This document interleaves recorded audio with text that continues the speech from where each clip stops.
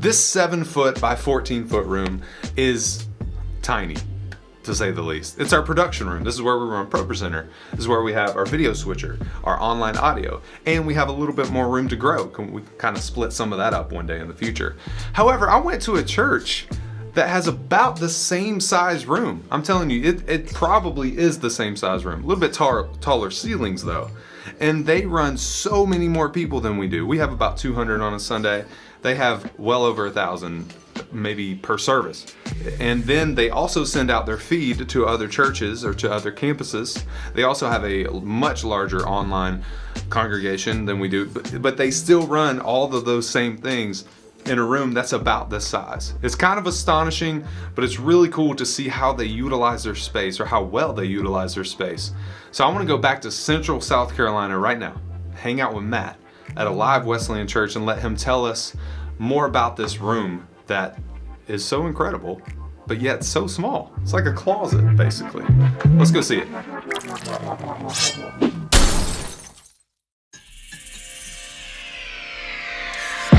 Well, look what we have here. Hey, how's it going? So this is our video production room. This is our broadcast board. This is the Avantis that we were talking about, and this has been awesome. It's great for broadcast. Just the features that it has, it just worked out a little bit better for us to have for broadcast. One thing that we talk a lot about here is being good stewards and trying to maximize everything that we have. Yeah, this was built as a closet, and it was kind of an AV closet. So runs were already in here, but a year and a half, 2 years ago, we decided to totally revamp this, build out stations, really make it a functional space for everybody, so they kind of have their own space. Everybody's not packed in. So over here we have our video director position, so they've got their multi-viewer. We have main one up here. They can kind of choose what they want. Once again, we have the score here, so same thing that the producer was looking at. We have the score, so they're able to see everything coming up. They can call shots, queue up cameras, all that good stuff. I don't know if we've talked about this much, but we are running kind of cinema bars during worship, not during sermon. And so even on here, we have like a couple macros set up to get those on and off nice and easy, cool. make things efficient for so them. You said you're running those during worship, not the sermon? Right. Okay. Yep. So we keep it full screen for the sermon time, cool. But then worship, we get those bars in there. What was the purpose of that? Just curious. Honestly, look wise, we kind of like that. We kind of feel like just sort of focusing in on worship. It was kind of a cool, engaging thing to do online to mix things up. It also gives just a nice space for our lyrics. So we were encountering a lot of overlay stuff with our LED wall, and so we had started off with kind of a square over top, and we were like, we don't know if we like just a box. So we were like, well, what if we do the bars and we can put our lyrics down there? So it actually works out pretty nice. So that's built into the ATEM, like your... Yeah, so I just have a macro in here. Oh, that's just a macro, okay. And so it's actually just overlaying. There's more sophisticated ways to do this, but we just try to do with what we can. This portion of today's video is sponsored by Waves Custom in-ear monitors. If you're in the market, you've got to check them out because they make both fully traditional in-ear monitors as well as a hybrid. And what's cool about the hybrid though is you can scan your ears with your phone, with their phone app. You send that into them via email, and they make a hybrid custom in-ear monitor. So it fits perfectly to your ear. It just has that little rubber tip that goes in, and you can get any of their driver or internal sets just like they do in their traditional line. And they have a ton of faceplates that you can choose from, and they're just gorgeous, and they're fully custom made in the US right here in Greenville, South Carolina. So go check them out. I have a link below. If you like the fully traditional, they do that as well. You just go to your audiologist and send in your impressions, so that way they can make you a fully custom in-ear monitor. Their prices are outstanding. They're not overinflated like some of the other companies we know about. The link is below. I also have a coupon code right next to that link that will save you either 40 or 50% off. Whatever I can get, I'll put in there and hopefully like save you a ton of money. So go check them out. Again, that's Waves Custom in-ear monitors. Coming over here, we have our computer graphics station, our main projection. We're running Pro 6 still here. Oh, really? Stability is just huge. So we found a really stable version, and everything's stable. So sometimes we're in that, if it's not broke, don't fix it. As we do different things, we'll need to introduce Pro 7 and go that route. But for right now, with what we're doing, it's perfect. So we have scrolling just slides looking on, at it, I on miss the video. it almost. I know, there's in something some ways, nice. Yeah. Kind of feels like home, you know? Just a nice place you come back to, and it gives you a nice warm hug. You know where everything's at. And that song, Feels Like Home to Me, starts playing. Right.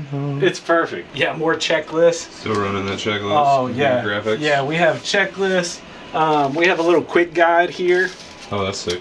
Even sending stage message, that's not something you have to do often. So we're not going to expect people to just remember that off the top of their head, how to send a stage message. And guess what? It's different for ProPresenter 7. Right, exactly. So we're going to have to update all of these. Over here, we do have some nice rack stuff. We have Resi Rack encoder decoder. We are doing live multi-site, and so our 10 o'clock service is live everywhere. Okay. I say live, we've got a little bit of a delay, but they're running simultaneous services. Gotcha. Same as our chapel. So our chapel is running 10 o'clock simultaneous as well. So these are just a little viewer for the decoder there for setting our cues for bumper, sermon. Down here we have our computer. This is just a really old repurposed iMac that worked great. So once we did the camera upgrade, we just repurposed this so we can do some color control, stuff like that. We got a smart video hub, and then we're running the ATEM1 ME production studio.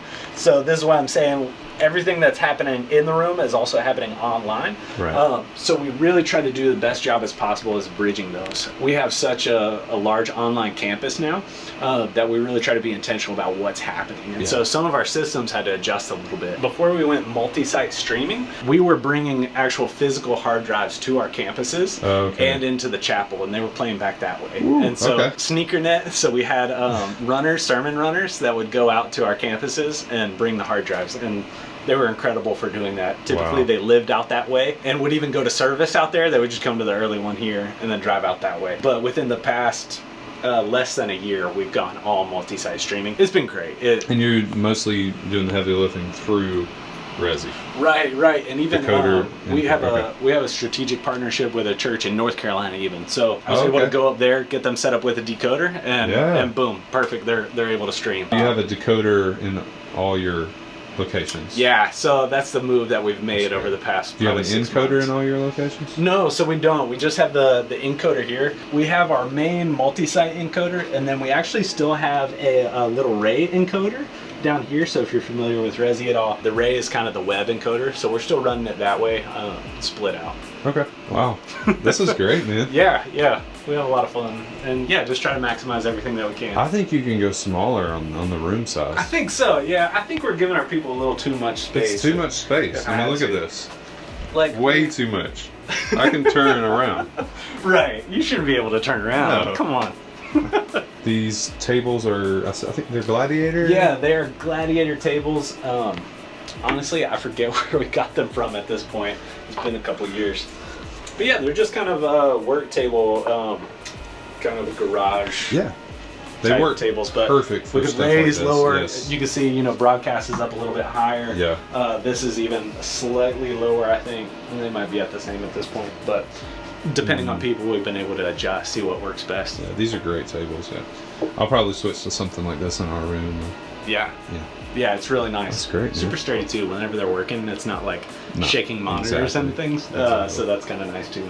So as you can see, it doesn't matter what size room you have, even if you have a room, if you have to run all of this stuff at the front of house booth, it doesn't matter. But what matters is how well you organize all that stuff and how you utilize the space that you're given. God will give you more as time goes on. He'll grow you as long as you're willing to grow and realize it's not about the stuff, it's about building the kingdom of God. So remember that as you're doing all of this. Let's push out the gospel. Let's spread the word of God before we are worried about the type of tech that we're using. But I wanted to show you that because it's really cool to see a very large church with probably a pretty decent budget still utilizing a room about this same size that we are now. And I'm excited for what God is going to do through you and what God is going to do even through us here in this room. That's why, I don't know, I just get excited about those things, and I hope you enjoyed that. If you want links to any of the stuff that they used, I have it in the description below. So go check that out. You can click those links. It'll take you right to that stuff. Thank you guys so much for watching this video. If you have any questions, put them in the comments below. I'll do my best to get to those. And remember, great worship leaders are always learning. Have a great day. We'll see you next time. I'm gonna show more about this room in later video. I'm excited about that. Let's do it.